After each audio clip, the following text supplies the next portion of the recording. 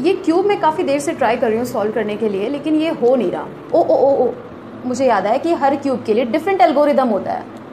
खैर ये तो मुझसे नहीं होगा। तो मतलब मुझे हर क्यूब के लिए डिफरेंट एल्गोरिदम सीखना पड़ेगा, डिफरेंट ट्रिक्स सीखनी पड़ेगी। वेल यस, ठीक वैसे ही कोर्ट में जितने टाइप्स के केसेस आते हैं उन सभी के डिसीजंस अलग अलग तरीके से लिए जाते हैं। ऑल्दो अप्लाई सेम चीज की जाती है, सेम प्रोविजंस किए जाते हैं, लेकिन उसे सॉल्व करने का जो तरीका होता है, जो मेथोडोलॉजी यूज होती है, वो डिफरेंट होती है। एक टाइप का केस फिर से आया है पुणे सिटी में, जहां पे जो डिसीजन सुनाया गया वो बहुत ही अलग तरीके से सुनाया गया और सभी को वो एक सेटिस्फैक्शन देने की बजाय लोगों में गुस्सा पैदा कर गया। नमस्ते, मेरा नाम है शिवानी यादव और आप देख रहे हैं एवराइट्स बाय ख्याति शिवानी। तो आज हम बात करने वाले हैं बहुत ही रीसेंट इंसिडेंट के बारे में, पुणे के पोर्श कार एक्सीडेंट के बारे में, जो कि बहुत लोगों के नज़र में ये एक्सीडेंट नहीं मर्डर है। डेफिनेटली आम लोगों के बीच में ये एक मर्डर की तरह ही देखा जा रहा है। एनीवेज, स्टोरी तो आपको पता ही होगी, फिर भी मैं मोटा मोटा तौर पे बता देती हूँ आपको। तो हुआ ये कि संडे अर्ली मॉर्निंग दो IT प्रोफेशनल्स बाइक पे जा रहे होते हैं, अपने रेस्टोरेंट से जस्ट बाहर निकले होते हैं, and all of a sudden उनकी लाइफ बदलती नहीं है, उनकी लाइफ खत्म ही हो जाती है। And all because of that irresponsible behaviour of that one person who was sitting and driving that car. He is 17 years 8 months old and we don't think he is a juvenile. He should rather be considered as an adult. क्योंकि आप इसको खुद decide कर लेंगे कि वो एक ये जो क्राइम किया गया है ना, ये एक एडल्ट कैटेगरी में डाला जाना चाहिए, क्योंकि इतना हेनस क्राइम है कि ये अगर ये कह के टाल दिया जाए कि एक बच्चे ने मासूमियत के हिसाब से ये क्राइम कर दिया गया है, तो आने वाले टाइम में बच्चे को क्राइम करने देंगे और हाथ पे हाथ धरे बैठे रहेंगे। तो क्या ये हम फ्यूचर बना रहे हैं? क्या ये यंग इंडिया होगा हमारा? नहीं, राइट? तो ये जो अक्यूज है इसको ले जाया जाता है, पुलिस इसको ले जाती है आफ्टर द इंसिडेंट, और ऐसी बात पता चलती है कि जो स्पेशल कोर्ट है उसने इसे बेल दे दी विद इन 5 आवर्स। वहां 2 लोगों की जानें गई हैं और इसको बेल मिल गई। ये कैसा कानून है? हमारे देश में एक CM को बेल नहीं मिलती है, बहुत सारे रीजंस होते हैं उसके, जो कि जायज एंड रिस्पेक्टफुल है उस चीज के लिए, लेकिन ये महाशय ऐसे कौन निकले जिन्हें बेल दी गई और 5 कंडीशंस उनको दी गई। और 5 कंडीशंस सुनेंगे तो आपको लगेगा कि यार ये बच्चे का हॉलिडे होमवर्क दे रहे हैं क्या? ये तो पार्टी बना के लौटा था ना, 12th क्लास इसकी ओवर हो गई। 5 कंडीशंस ये थी। पहली कंडीशन कि 15 दिन इस अक्यूज्ड को काम करना होगा पुणे ट्रैफिक पुलिस के साथ, और ये काम करने के बाद जो भी उसके ऑब्जर्वेशंस रहेंगे वो उसके बेसिस पे उसको एक रिपोर्ट बनानी पड़ेगी और सबमिट करना पड़ेगा। ऐसा लग रहा है कि कोर्ट उसको एक प्रोजेक्ट दे रहा है। यार भाई 12th क्लास ओवर हो गई, अब क्यों प्रोजेक्ट दे रहे हो? अब तो रफा दफा करो इन सब चीज़ों को, मुद्दे की बात पे आओ।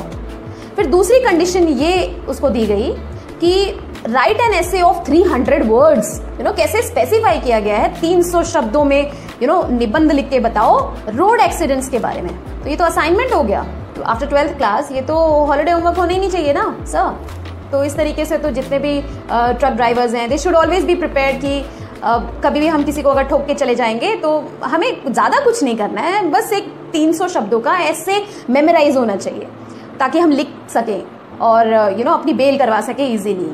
ठीक है। तीसरी कंडीशन ये थी कि अल्कोहल का एडिक्ट था ये बंदा, और अल्कोहल को रोकने के लिए साइकेट्रिस्ट को इसको रेफर किया गया, प्लस इसकी काउंसलिंग भी होनी चाहिए, ऐसा रेकमेंड किया।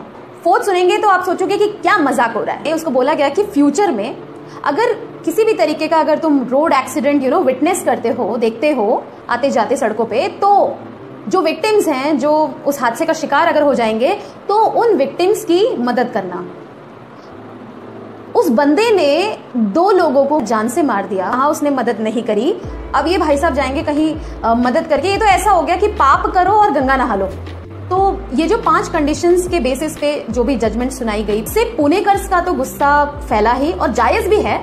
साथ ही साथ में पूरे इंडिया में इसके चर्चे होने लग गए हैं कि आखिर कानून में हो क्या रहा है। ये मैं नहीं कह रही हूँ, ये कोई XYZ पर्सन नहीं कह रहा, लेकिन जो जनता देख रही है, जो जनता को समझ आ रहा है कि ऐसी कानून व्यवस्था कैसे हो रही है, मतलब क्यों कानून साथ ही दे रहा है। हालांकि हमें पूरा यकीन है कि जस्टिस जरूर मिल जाएगा एक दिन। आई एम वेरी ग्लैड कि जो सोशल मीडिया है इसने इस न्यूज़ को इस कदर दिखाया, इसको हर हर तबके तक पहुंचाया ताकि लोगों तक इसकी जानकारी रहे, लोगों को समझ आए। लोग अपने ओपिनियंस दे रहे हैं, भर भर के लोग अपने अपने थॉट्स एक्सप्रेस कर रहे हैं। आप उन दोनों विक्टिम्स की फैमिली को एक बार देखिए, बहुत सारी न्यूज़ चैनल्स भी रिपोर्टिंग कर रहे हैं। उससे ये समझ आता है कि यार उस दिन ना वो 2 नहीं, वो 3 भी हो सकते थे, वो कोई फैमिली हो सकती थी, वो 4-5 लोग हो सकते थे, वो पूरा दोस्तों का झुंड हो सकता था जो उस हादसे का शिकार हो सकता था। वो आप या मैं हो सकते थे।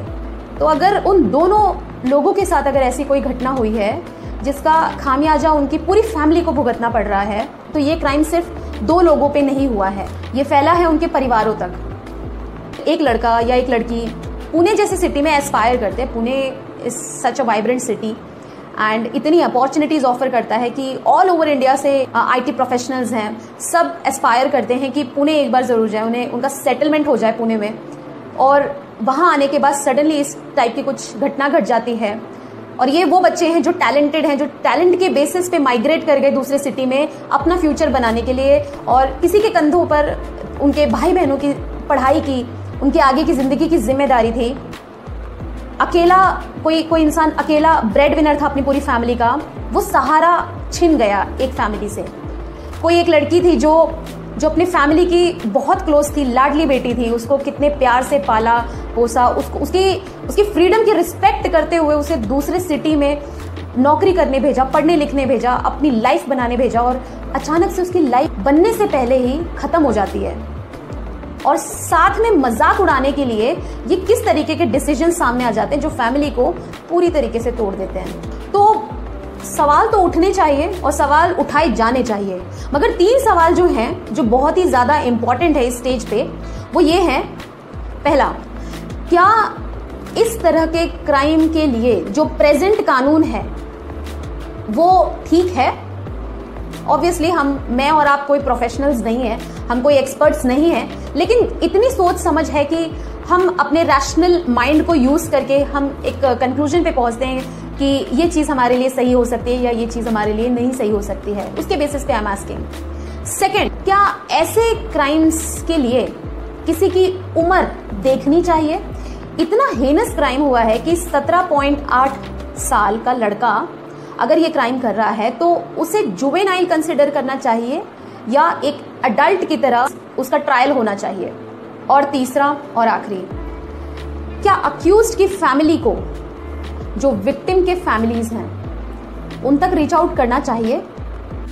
सो in the end I would just say that आम्ही सर्व पुणेकर अश्विनी आणि अनीश यांच्या कुटुंबियांच्या सोबत आहोत आणि तुम्हाला न्याय मिळेल अशी आम्ही प्रार्थना करतो।